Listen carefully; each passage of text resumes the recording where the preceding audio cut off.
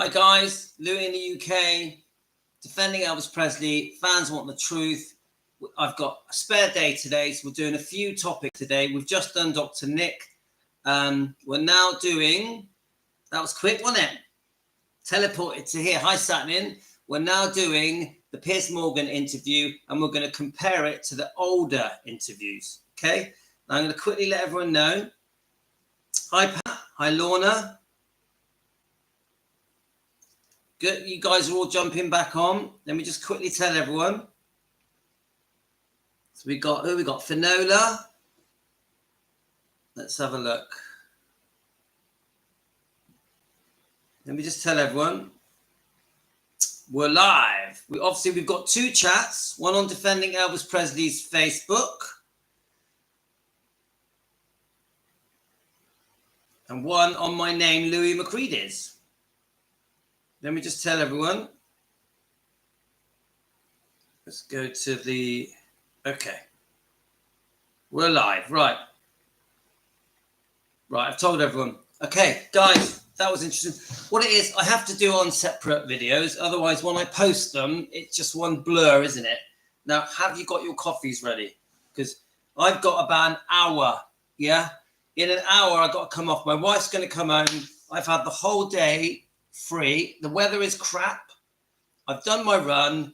I've done a walk. I've done my weightlifting. The only thing I've got to do is walk the dogs, and I can do that when my wife gets home.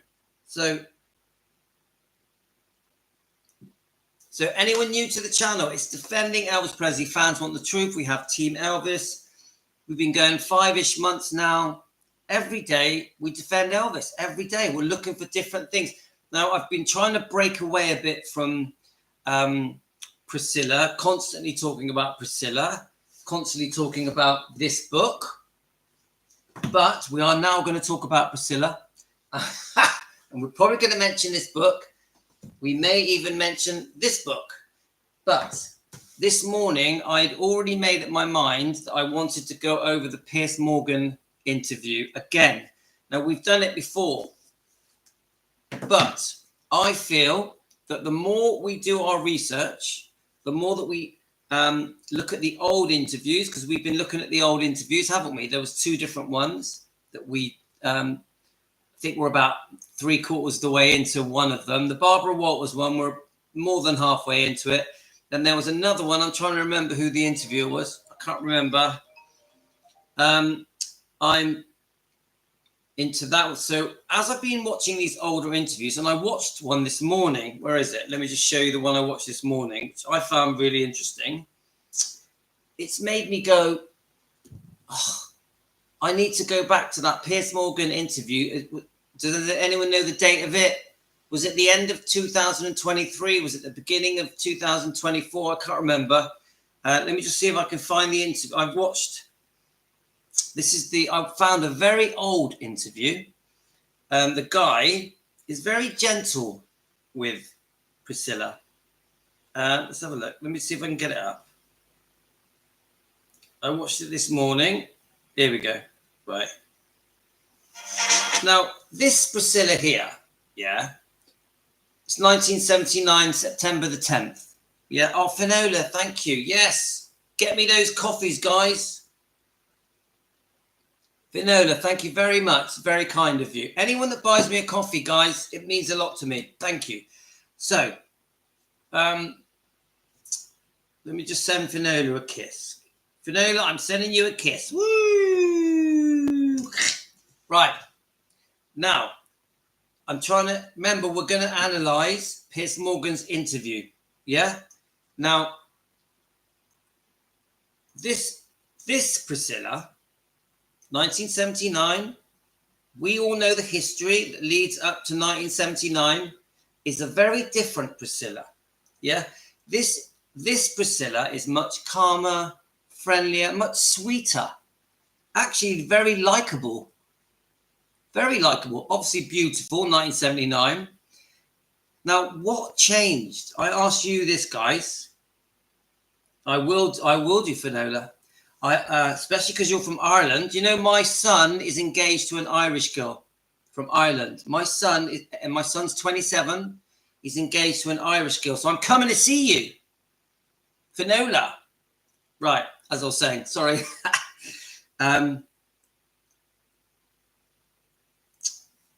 Of course I do. Right, now listen. This interview, I'm asking you this question, yeah? What happened from that interview, 1979, yeah? What happened where in 1985, when she does the Barbara Walters interview, she is all cagey and horrible and like, Elvis treated me like this, you know. I was groomed and controlled and, you know, like the way she does it. And it's like, I was under a spell. Yeah? Now let's watch this. She's nothing like that in this. It's only a short interview. Don't forget, we are going to eventually play the Piers Morgan one. Yeah? Okay, are we ready for this? It's going to be an hour as long as my wife doesn't run in and batter me. Let's go.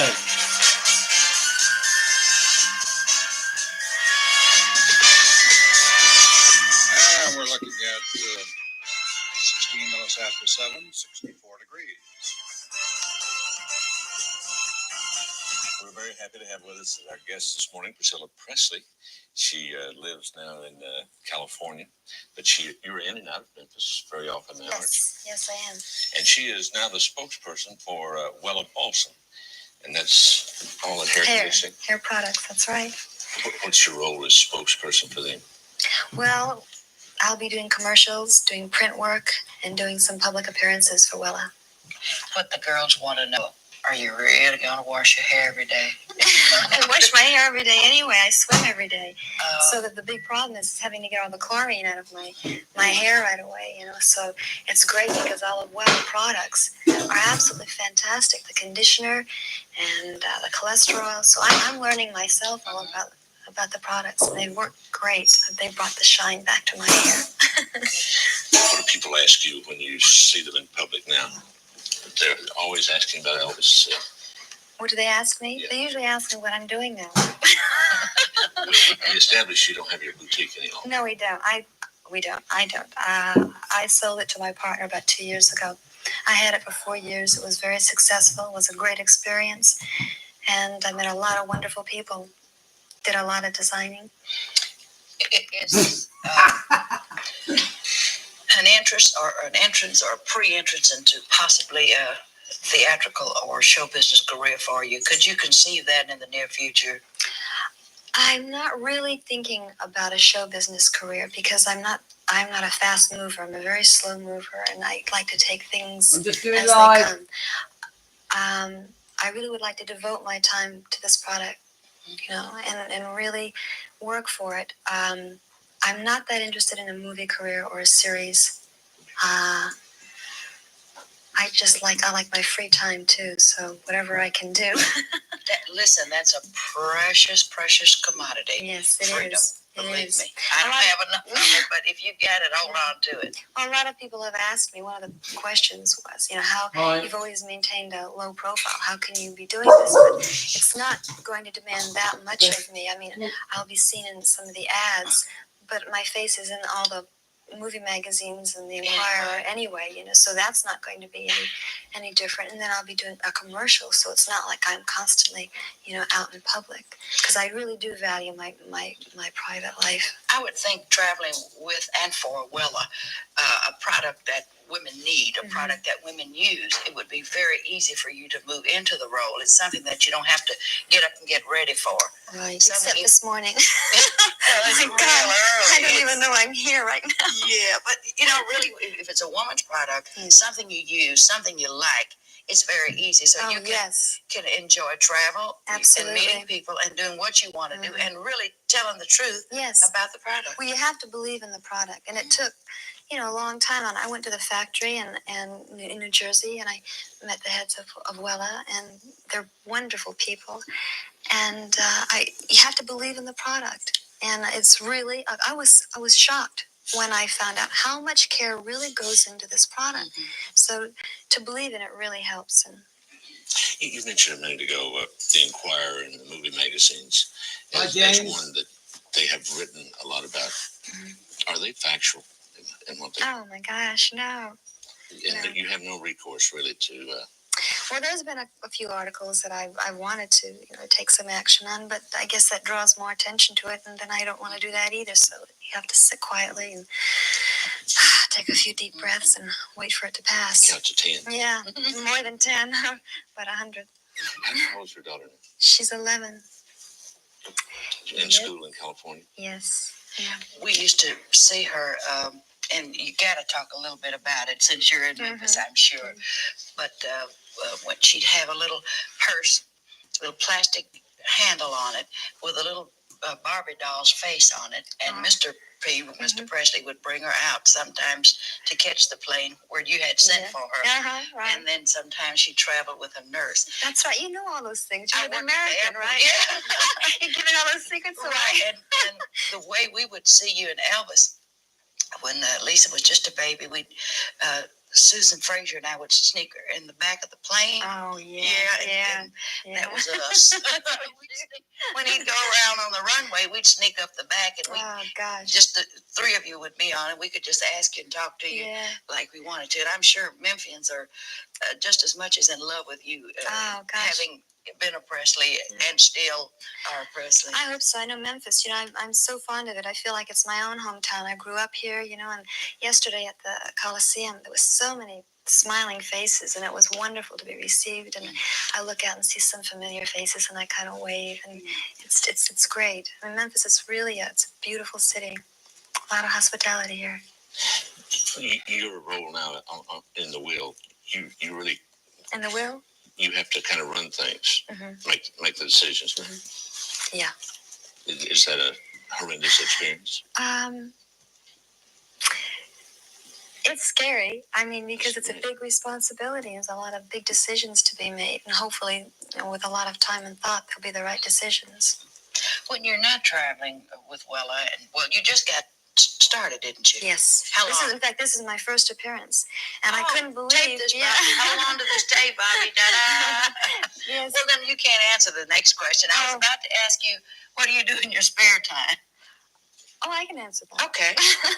I travel, and I go to different countries. I really want to travel to Europe and spend some time, about a month. I love European countries. It's the old history there. Just pause it a minute. It's more or less finished. There's only a minute left. So Joy Clark, welcome to our channel. Not the best introduction. Normally people are like, "Hi everyone, how are you?" But no, you jump straight in there with, "Is this a Priscilla hate channel?" Not a great way to be welcomed. Not a great way to say hello. But if you've been watching our live streams today and yesterday, we've just done a 2-hour live stream on Dr. Nick, trying to break down and understand the medical problems that Elvis had, the prescribed medication problems Elvis had. And then before that, we did yesterday Colonel Tom Parker, over an hour and a half doing Colonel Tom Parker. But yes, do we do Priscilla videos to expose the wrongdoing, how she's mistreated Elvis and lied about Elvis, in our opinion, for the last 40 odd years? Too right we do. Now remember, this book, in my opinion, for entertainment purposes, is full of lies. Almost nothing in this book, in my opinion, is true. It's all been twisted, remodified. It is history rewritten. Yeah. Now, I will also say that there is an alternative truth in this book. I'm not saying everything in this book is true, but many of the things in this book that expose Priscilla has been done with witnesses and a lie detector of some sort. Whereas this book was written 7 years after Elvis died, by a divorcee who had crucified him in a second divorce settlement, who was seriously unfaithful to Elvis, even unfaithful to him 2 months after his baby was born, Lisa Marie Presley, and then again with Mike Stone, the karate champion. Yeah. So we got some serious wrongdoing happening here by Priscilla. She's also giving the impression that Elvis is a paedophile, that Elvis groomed her, Elvis told her how to dress, act and walk, how to do her hair and makeup, forced her to do it, made her into a prisoner in Gracelands. This is Priscilla, yeah?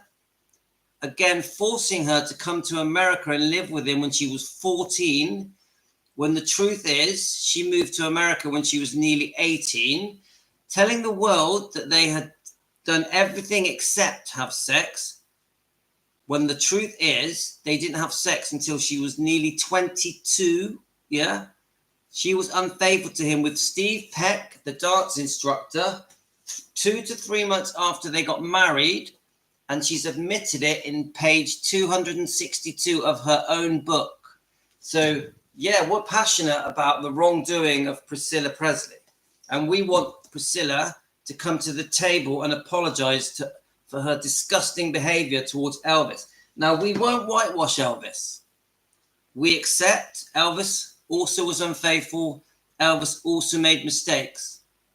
We got it, yeah? Elvis was not a saint. But you compare Elvis's wrongdoing to Priscilla's wrongdoing, there is no comparison. Even if you come outside, even if you go 7 years later, after when she wrote this book was written by a divorcee 7 years after Elvis died. Elvis had no say in this book. Nothing. This book was written by a divorcee who pretends to be his widow, Priscilla Presley, who gave up the name Presley after the first divorce and then took it back after Vernon Presley died, then writes a book to set wrongs to right, yeah, to make everything okay, but then crucifies him in this book, yeah, and then goes on to squander Lisa Marie's money for 40 years, almost making Lisa Marie go bankrupt. Then, when poor Lisa Marie dies, she tries to stop Lisa Marie becoming Lisa Marie's children, Riley, Finley, and Harper, who are the rightful heirs to Graceland. Yeah, she tries to prevent it, even demanding to be buried next to Elvis Presley, her ex-husband that she was unfaithful to and crucified him in a second divorce settlement that she wasn't even entitled to. So this isn't a Priscilla hate channel. We want to change the mind of Priscilla fans because we feel that Priscilla fans have been brainwashed. We feel Priscilla fans have been brainwashed, spoon-fed lies for 40 years. We think they don't understand the truth.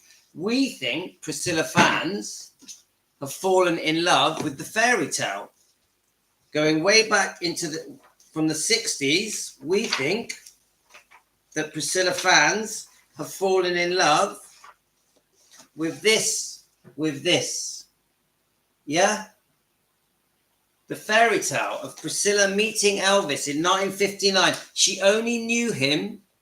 How many of you know this? She only knew Elvis for between 2 and 6 months. More than likely 2 months. So there's a possibility that she only knew Elvis for 8 weeks. No sex, no relationship. How many Priscilla fans have fallen for this? Yeah? Are you one of them? Are you, let's have a look at the name, Joy Clark. Are you one of them that have been brainwashed? I ask you that. Do you believe they had a beautiful romance and the reason it went wrong is because Elvis was a drug addict and because he abused Priscilla? Do you believe that? Do you think that the reason the marriage went wrong is because Elvis was unfaithful? Because I tell you now, she was unfaithful when Priscilla had a baby. She got married on the 1st of July, 1967. 9 months later, they had a baby. About 10 weeks after the baby, Lisa Marie was born. Yeah? She was unfaithful. She had sex with another man whilst she was married to Elvis just after Lisa Marie was born. Just after. She's admitted it. page 262, I had a brief affair. She even goes into graphic detail that while she was with the dance instructor, living with Elvis, all she could think about was was Steve Peck. Steve Peck, the dance instructor. This is Priscilla. Did you know that? Did you know that within 18 months... Shut the door, please. Right, one second. I haven't finished yet. Is someone for flowers? Someone for flowers? Yeah, it's Mum's birthday, isn't it? It's Gemma.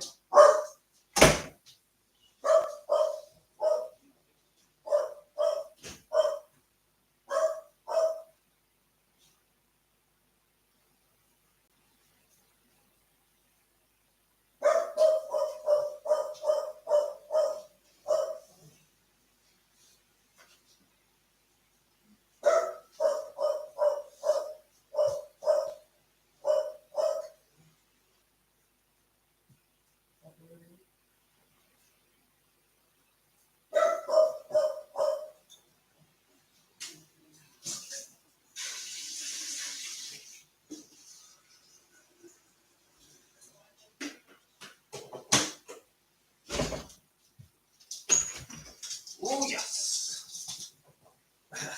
Right. Look, flowers for my wife's birthday. Right, okay. Sorry about that, guys. Let me just finish my little speech off. So I only say this to anyone coming into this channel. If you're a Priscilla fan, I have nothing against you. I've got nothing against Priscilla fans.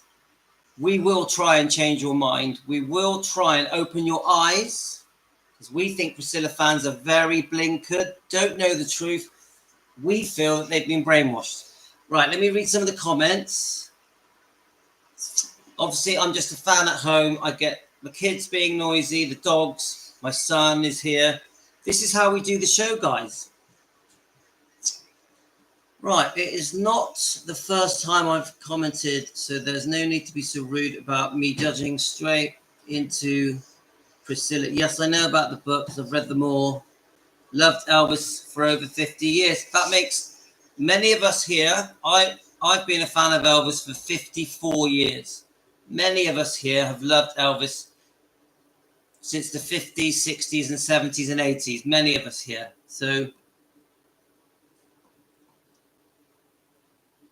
I'm only friendly to the people who agree. So, but are you going to be friendly, Joy? When are you going to be friendly? I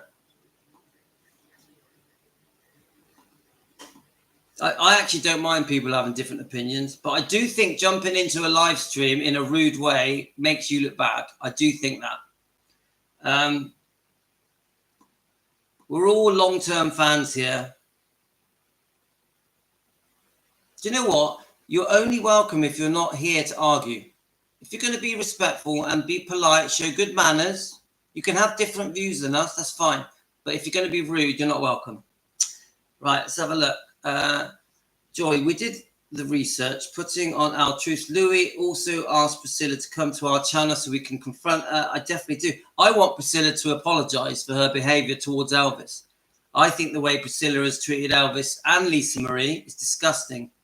I literally cannot believe the way she treated Lisa Marie. I cannot believe that she made the film Priscilla. It's so cruel and so unfair to Riley, Q, and the twins. It just should never have happened. Joy, Louis isn't a hateful man. I definitely am not. I want to forgive Priscilla. I've got forgiveness in my heart for Priscilla. I'd love for her to apologise. I'd love it. We are all fans, Joy. We all have our own opinions. Louis is a very kind and humble man and never claims to be an expert. I'm definitely no expert. I'm a fan at home. But I have done enough research to know that the way Priscilla has treated Elvis is disgusting. The way she treated Lisa Marie is disgusting. Even now, the way she's not, in my opinion, not grieving and spending her time with her grandkids, which is what she should be doing. She's parading around the world like a 20-year-old for money, for cash. After losing her daughter, she acts as if nothing bad has happened in her life. It's wrong. It isn't right. Whether it's my business or not, it is not right.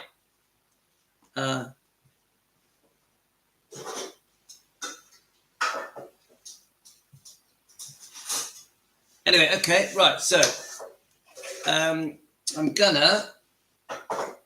What it is, this has took me a bit longer than I expected, but I'm gonna start doing the Piers Morgan interview. Now, what we're gonna do, guys,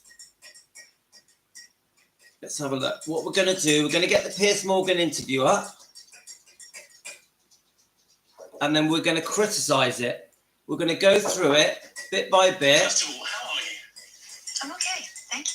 Now, you guys know my views on this interview. What is the date? Does it say the date of it? No. Does anyone know the date of the Piers Morgan interview? I can't see. There's no date here. This is 10 months ago. So what we're going to do, we're going to play it. We're going to jump in. Now, this is my problem with Piers Morgan, with this interview, is that he talks to her as if they were still married when he died. He talks to her as if she was a Presley, and she wasn't. She'd given up that name. He also says that she is royalty, like the Kennedys. He says that she is the reason that Elvis has not been forgotten, that she is the reason Elvis's legacy has been kept alive. He also says she's the reason Gracelands was saved, which is not true. He also says it was her idea that Gracelands became a living museum. It's not true. We've already proved that it was not her idea to turn Gracelands into a museum. Then he also says that she has never said a bad word about him, ever. She says that about Priscilla. He says, oh, you've never said a bad word about Elvis. All the way through this interview, he says things that are incorrect, almost like he has done no research, none. Now, when I start playing these questions, now bear in mind, we have done a lot of research, yeah?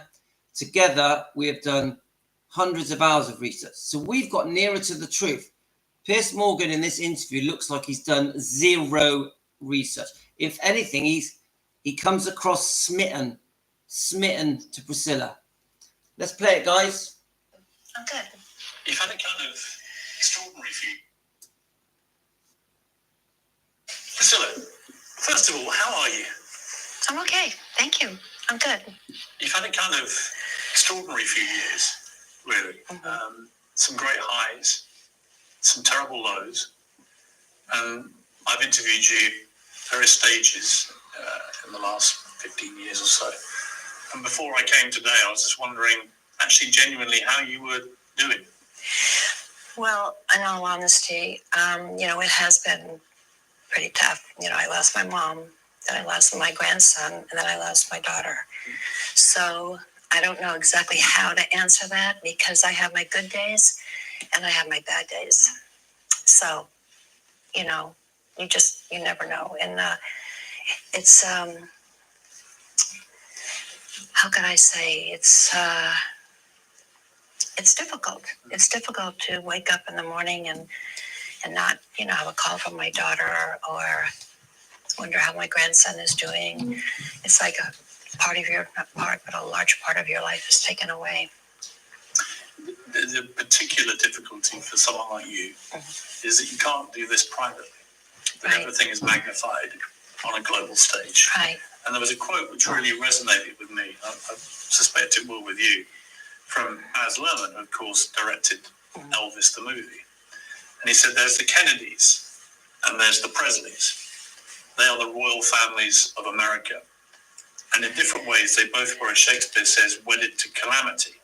Is it genetic? Is it because they have such high standards? Is it because the world watches them? Maybe. Because to be American royalty is not just to have your country watch you. To be American royalty is to have the whole world watch you. Mm-hmm. Did that resonate with you? Absolutely. Absolutely. When you're living a life, Let me just pause that a minute. Presley. Let me just pause that a minute. Does anyone here feel the way I do about what he has just said? He has just told Priscilla Presley, who is not Priscilla Presley, her name is Priscilla Bulow, that divorced Elvis in 1973 officially. It was actually before then. Remember, the circumstances why they divorced. She met Mike Stone, the karate champion, had a year-long affair with him behind Elvis's back, then went and lived with Mike Stone for 4.5 years in total, if you include the 1 year unfaithfulness, took Lisa Marie with her, took Elvis's daughter away from him. Now remember, Mike Stone was married, pregnant. Remember, Mike Stone's wife, Frances Stone, was pregnant and had a small girl. This woman is not a Presley. She divorced Elvis. She demanded a divorce, demanded it. You watch Mike Stone. If you don't believe me, watch Mike Stone's interview, which I watched tonight. I've watched it again today. He clearly says that Priscilla told him that she was going to demand a divorce in 1972. She wanted out. This woman is not a Kennedy. She is not a royal family. She's not a Presley. This is an outsider, yeah, who ran off, lived her own separate life, separate boyfriends, took Elvis's child, broke up a family because Frances Stone was married to Mike Stone. They had 2 kids. She broke up not only Mike Stone's family, but her own family. She devastated Elvis because there's no way that Elvis wanted to live in a broken family. Elvis did not want his family broken apart. He wanted to keep him, Priscilla, and Lisa together for the sake of Lisa, because Lisa was his number one thing. Yeah? So Elvis was forced to live this life, this public humiliation, where Priscilla goes running down the road with Mike Stone and his child, and then the whole world eyes are on Priscilla and Mike Stone, whilst Elvis is basically at home, completely wrecked, heartbroken, and humiliated. Now, Piers Morgan, remember, guys, Piers Morgan, he's kissing her ass. That's a British way of saying it. He's kissing her ass. He's treating her like she was still married to him, like they were really close, like she had no other lovers, no other boyfriends, even though she was with Michael Garibaldi Garcia for 22 years, had his son Navarone, also Michael Edwards for 7 years, and many others, Robert Kardashian, many, many others. She has had many lovers, even long-term. And to this day, she keeps saying Elvis is the love of her life, which is trash, which is garbage. Why, I ask you this, guys, why does Piers Morgan treat her like the day Elvis died, they were still together? Why? Why does Piers Morgan treat Priscilla as if this book was not written? This book trashes Elvis big time. Why does Piers Morgan act like this book was never written? Why does Piers Morgan treat Priscilla as if she had no other lovers? Why does Piers Morgan not mention the fact that when Lisa Marie died, she contested her wishes that her kids should have her belongings, have Gracelands? Why? Why does she demand to be buried next to a man that she divorced in 1973, 47 years later, 46 years later? Why? Who gets buried next to the man they divorced nearly 50 years ago? She betrayed him, and the divorce settlement that she had, where she nearly took Gracelands, people talk about the fact that Gracelands had no money when Elvis died. Yes, because she had took it all. I repeat, people talk about Gracelands had run out of money. When Elvis died, there was no money left. Yeah, Priscilla took it. Remember, Priscilla's the reason there was no money left. A lot of people forget that. Right, let's carry on with the interview. You don't really know what you're getting into, especially when you're younger. And, you have to adapt to not really having your privacy. Things getting out that you wish didn't. You start thinking, my gosh, I have to be careful, what I say, or it'll be taken wrong, or they'll add on to it. So it's been a journey. There's no doubt. There's a movie now about you. Your center stage. It's your life. It's called Priscilla. And when they first aired it at the Venice Film Festival, you were there. And at the end, there's a very moving clip as you get a standing ovation for about 7 minutes from an ecstatic crowd, and you're in tears at the end. What was it that moved you in that moment? For the show, for the movie getting that kind of reception, I never, when you have a movie that's about you, you never know how people are going to take it. You never know if they're going to understand it. I mean, they have their own, with Elvis, people, that's a big name. It's a big name. And I was happy because it had a standing ovation. I was happy for Sophia. She was quite nervous about it. Sophia Coppola, right? I was nervous too, not knowing how people are just going to, not do anything and just so very nice and get up and leave. So it was a surprise to both of us how well it was received. Whoa, let me just pause that. Right, so now I have strong views about the Priscilla film. I think it's disgusting that film was made. I think Sofia Coppola made a serious mistake basing that movie on this book, which to me is a pack of lies, in my opinion, for entertainment purposes. Everything we do in this episode is for entertainment purposes, yeah? Opinions of us together and myself. Now, there's no way that Priscilla, who, remember, before Lisa Marie passed away, Lisa Marie definitely did not want that film made. She even emailed Sofia Coppola. We've heard that they were feuding behind the scenes, begging, Lisa was begging Priscilla to not make that film. We know at the Golden Globe Awards, they didn't want to be anywhere near each other. She was escorted, Lisa was escorted by Jerry Schilling. They had been feuding on and off for years because of tens of millions of pounds that Priscilla with Barry Siegel had squandered with bad investments like American Idol. Yeah? There's a lot of things that went on that I think was robbing Lisa Marie from her trustee. Not just Lisa Marie, from her trust fund. Not just Lisa Marie, from Riley Keough, from the twins, Finley and Harper. So my point is this, guys, that then Lisa Marie dies, which is horrific. And none of us can believe that it's happened. And what does she do? She contests Lisa Marie's wishes that everything will then become Riley's and the twins. It's disgusting, but then goes on to promote the film Priscilla, because finally Priscilla has had a film made about her. Sofia Coppola has chosen her book, her story, her rewriting of history. She said she was going to put wrongs to rights when this book was written to prove that all the books that have been written up to this point are lies and hers is truth. She was put in a position where she could write history, rewrite history, and no one was going to disagree with her. Elvis wasn't around.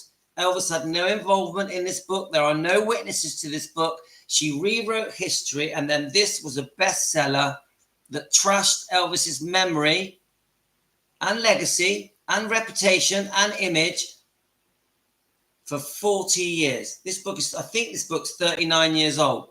Yeah? This book, and Sofia Coppola chooses this book to make a brand new film. Yeah? Priscilla's the star. Priscilla's the name. Priscilla. Sofia Coppola, a highly acclaimed filmmaker.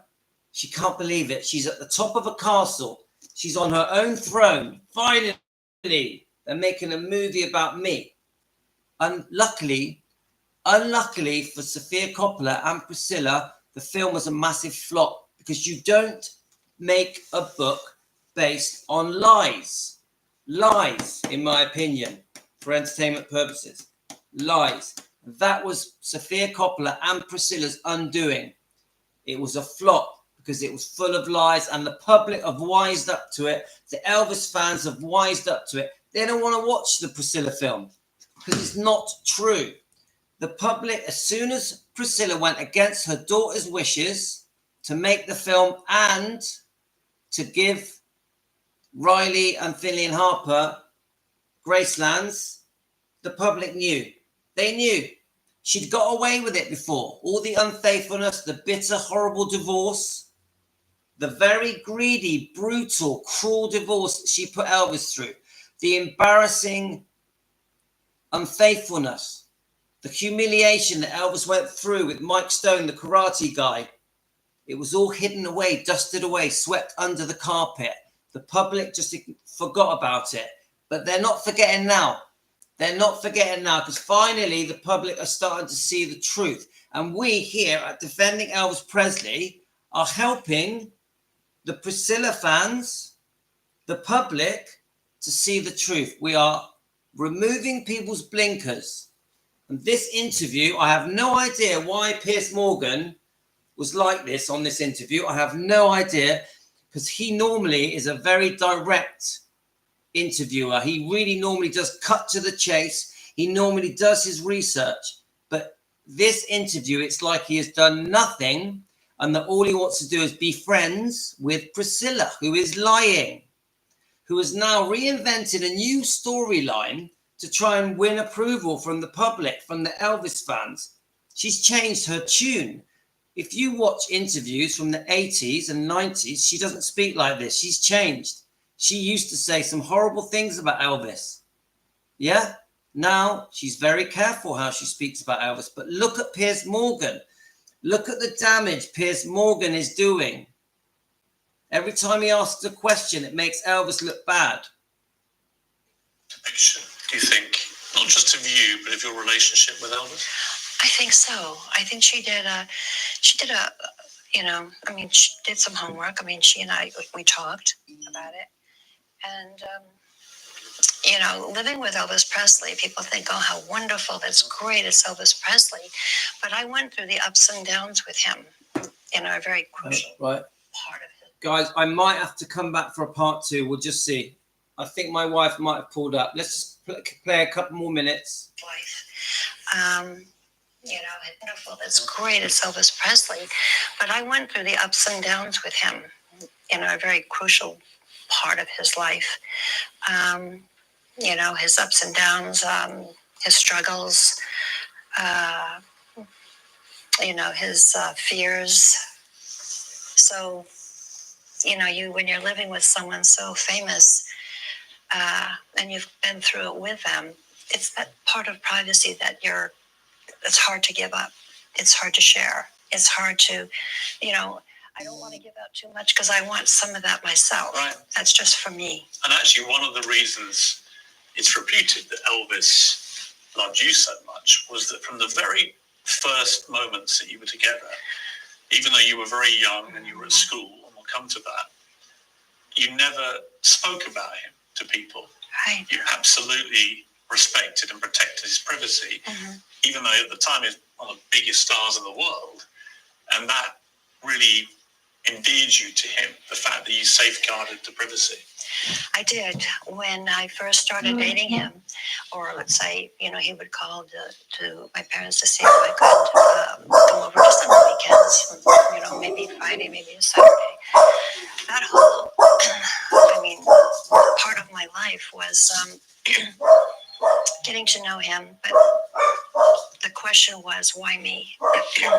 Why is he drawn to me? Why is he asking my mother and father if it's okay? And, I would go visit. And when I put all the pieces together, it's because I really was the Take care, guys. I got to rush off. He trusted.